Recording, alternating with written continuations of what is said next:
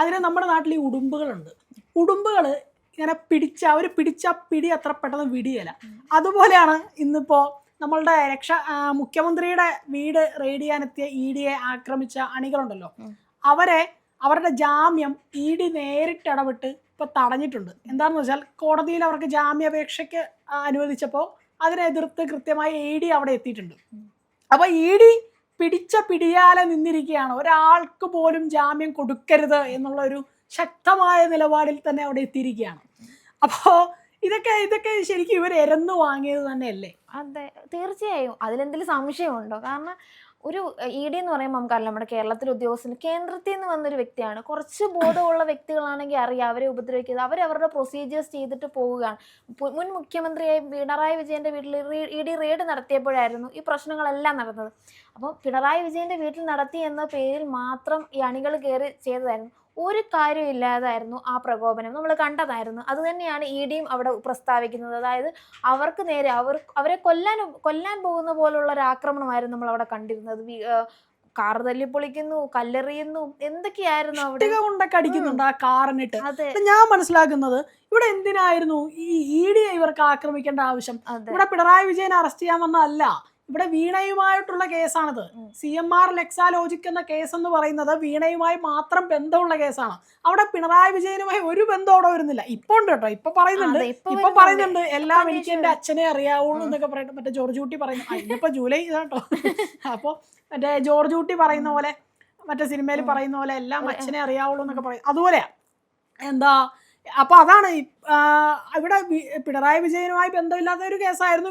വീണ കൊടുത്തിരിക്കുന്ന അഡ്രസ്സ് തിരുവനന്തപുരത്തെ ഇപ്പോഴത്തെ പുതിയ വാടക വീട്ടിലും, പിണറായിയുടെ കണ്ണൂരിലെ വീട്ടിലും, കോഴിക്കോട് റിയാസിന്റെ വീട്ടിലും, ഈ മൂന്നിടത്തെയും അഡ്രസ്സ് പ്രധാനമായിട്ടും വീണ അവിടെ EDക്ക് നൽകിയിട്ടുള്ളത്.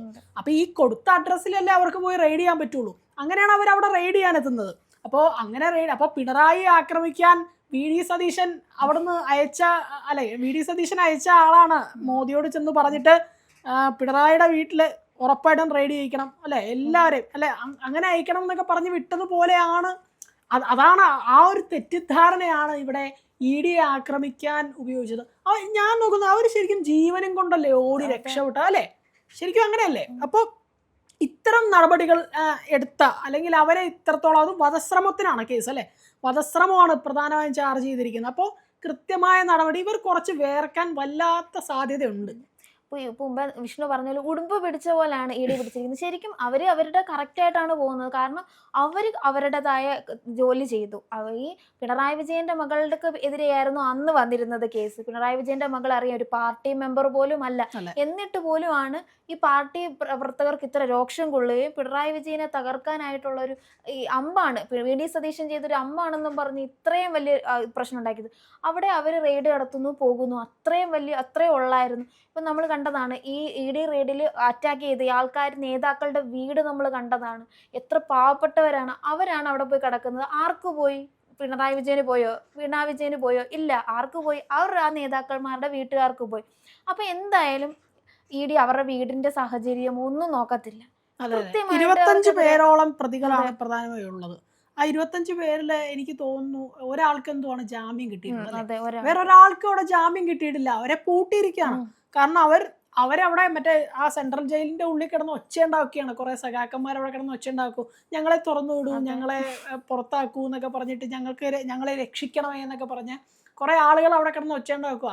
പക്ഷെ ആ വിളിയൊന്നും കേൾക്കാൻ പാർട്ടിക്കാർ മറന്നു പോകുന്നുണ്ടോ എന്നൊരു സംശയം. പക്ഷെ ഇപ്പൊ കോടതിയിൽ അവർക്ക് വേണ്ടി ഹാജരായതൊക്കെ വലിയ ആൾക്കാരാണ്. പക്ഷെ ഇവിടെ വേറൊരു കാര്യം നമ്മൾ നോക്കുകയാണെങ്കിൽ, ഇവർ കോടതിയിൽ പറയുമ്പോൾ ED ആക്രമിച്ചെന്നുള്ള കാര്യം ഇവർക്ക് പറയുന്നില്ല. എന്ന് പറഞ്ഞാൽ EDയെ പ്രതിസ്ഥാനത്തേക്ക് എത്തിക്കുന്നില്ല. അങ്ങനെയാണെങ്കിൽ EDയുടെ വിശദീകരണം വരും. ഇപ്പോൾ EDയുടെ കൃത്യമായ വിശദീകരണം വന്നു, ED കൃത്യമായി ഇടപെട്ടു, അവർക്ക് ആ കിട്ടാനിരുന്ന ജാമ്യം കൂടെ അവിടെ അവസാനിച്ചു എന്നുള്ളതാണ് ഇപ്പോൾ നമുക്ക് അവസാനം വരുന്ന ഒരു വാർത്ത. അപ്പോൾ ഇനി ഇതെങ്ങനെ മുന്നോട്ട് പോകുന്നുള്ള, ഇപ്പൊ എത്ര ദിവസമായി ഇവരിപ്പോൾ ഈ ജയിലിൽ തന്നെ കിടക്കുന്നു എന്നുള്ളതാണ്. അപ്പോൾ വളരെയധികം കുറെ നാളായി. അതും ഇവർക്ക് വേണ്ടി ഇറങ്ങുന്നത് ഹൈക്കോടതിയിലെ തന്നെ ഏറ്റവും വലിയ സീനിയർ അഡ്വക്കേറ്റ് ആണ്. എന്നിട്ട് പോലും ഇവർക്ക് ഒരു കൃത്യമായ അവധി കിട്ടുന്നില്ല, അല്ലെങ്കിൽ ജാമ്യം കിട്ടുന്നില്ല എങ്കിൽ അത് ED മനഃപൂർവ്വം പണിയുന്നതാണ്. അത് അവർക്കറിയാം. കാരണം ആ ജീവനും കൊണ്ട് അവർ വേറെ ടാക്സി വിളിച്ചാണ് അന്ന് പോയത്. എനിക്ക് തോന്നുന്നു ഓടി രക്ഷപ്പെടുമായിരുന്നു എന്നൊക്കെ പറയും, അല്ലേ? മറ്റേ ഓടി രക്ഷപ്പെടുമായിരുന്നു, അവർ ജീവനും കൊണ്ട് ഓടുമായിരുന്നു. അപ്പൊ അത്തരമൊരു സാഹചര്യത്തിൽ എങ്ങനെയാണ് നമുക്ക് ഈ ഒരു ഇവർക്ക് ഇപ്പോഴും നമുക്ക് ജാമ്യം കൊടുക്കണം, പാവങ്ങളല്ലേ ജാമ്യം കൊടുക്കണം എന്നൊക്കെ പറഞ്ഞ് നമുക്കൊരിക്കലും ന്യായീകരിക്കാൻ പറ്റില്ല. കാരണം അവരവിടെ അനുഭവിച്ച വേദനയും നമ്മൾ ആ ദൃശ്യങ്ങളെല്ലാം അവിടെ കണ്ടതാണ്. ആ കാറിന്റെ അവസ്ഥ തന്നെ, എനിക്ക് തോന്നുന്നു ആ കാറിന്റെ ഡ്രൈവർ ഒരു പാർട്ടിക്കാരനായിരുന്നു, അല്ലെ? ഇടതുപക്ഷ സ്വാധീനമുള്ള ഒരാൾ തന്നെയാണ്. അപ്പോൾ അദ്ദേഹത്തിന് വരെ നഷ്ടമുണ്ടായി. അദ്ദേഹം ടാക്സി വിളിച്ചു വന്നിട്ട് ആ ടാക്സിക്കാരും അടിച്ചു പൊട്ടിച്ചു എന്ന് പറയുന്നതെന്ന് ആലോചിച്ച് നോക്കി.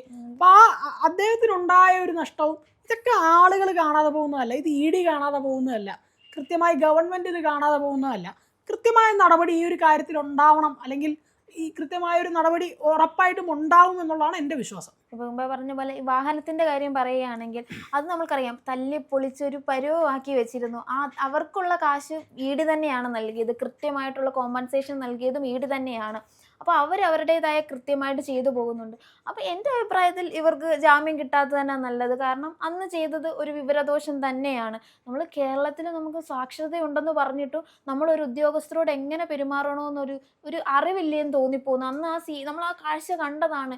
നമ്മൾ കല്ലെറിയുന്നു, അവർക്കെതിരെ മുദ്രാവാക്യം വിളിക്കുന്നു. ഓക്കെ, മുദ്രാവാക്യം വിളിക്കാൻ അവർക്ക് അവിടെ നിന്ന് ചെയ്യാം, പക്ഷെ കയ്യേറ്റം ചെയ്യേണ്ട ഒരു ആവശ്യവുമില്ലായിരുന്നു.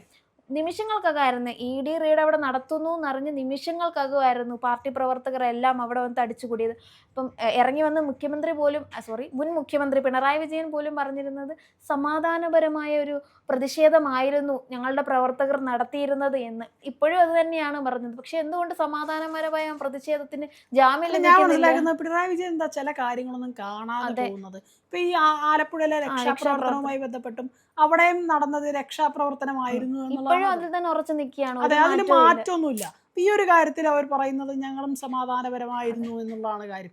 എനിക്ക് തോന്നുന്നു അദ്ദേഹം ഒന്നെങ്കിൽ അത് കാണുന്നില്ല, ഇനി കണ്ടു കഴിഞ്ഞു അദ്ദേഹം ഇങ്ങനെ സംസാരിക്കുന്നത് എന്താണെന്ന്. അതൊക്കെ ഈ ഒരു പ്രശ്നം കൊണ്ടാണ് അദ്ദേഹം ഇപ്പം ഭരണത്തിൽ നിന്ന് മാറേണ്ട ഒരു അവസ്ഥ. 33 സീറ്റിലേക്കാണ് അവർ ഒതുങ്ങിയിട്ടുള്ളത്. അപ്പൊ അതൊക്കെ കൊണ്ടായിരിക്കും അല്ലേ. എന്തായാലും നടപടികൾ ഇങ്ങനെ പോകുന്നുണ്ട്. എത്രത്തോളം ഇവർക്ക് ഈ പണി കൊടുക്കും, ED പിടിച്ച പിടി വിടില്ല എന്നുള്ള കാര്യം ഉറപ്പാണ്. അവ കൃത്യമായ നടപടി ഉണ്ടാവും എന്നുള്ളതും ഈ ഒരു കാര്യത്തിൽ ഉറപ്പാണ്. അപ്പോൾ ഇനിയിപ്പോൾ പാർട്ടിക്കാരിനെ ഇതിനെ എത്രത്തോളം ന്യായീകരിക്കാൻ വന്നാലും ഒരുപാട് കാര്യങ്ങൾ ഇപ്പൊ ഇവിടെ ഏറ്റവും വലിയ പണി ആയിരിക്കുന്നത് ഇപ്പൊ പിണറായിക്ക് തന്നെയാണ്. കാരണം വീണ തന്നെ പറഞ്ഞു, എനിക്കൊന്നും അറിയില്ല, അച്ഛനെ എല്ലാം അറിയുള്ളൂ. കാരണം അച്ഛന്റെ പേരിലാണ്, അച്ഛനെ വിശ്വസിച്ചുകൊണ്ടാണ് പൈസ കൊടുത്തതെന്നുള്ളത് കമ്പനിക്കാരൻ തന്നെ പറഞ്ഞു, അല്ലെ? കമ്പനി ഉടമസ്ഥതയുള്ള കമ്പനിക്കാരൻ തന്നെ വന്നു പറഞ്ഞു. ഒരു മുഖ്യമന്ത്രിയുടെ പേരിൽ കൊടുക്കുമ്പോൾ ഒരു വിശ്വാസം അവിടെ ഉണ്ടാകും.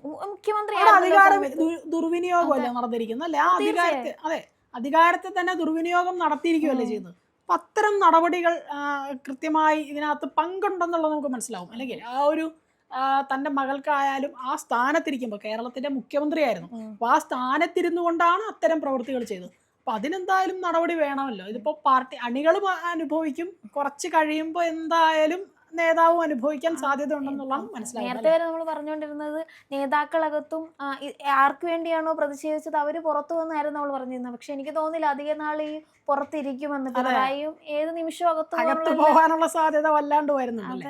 ഓക്കെ.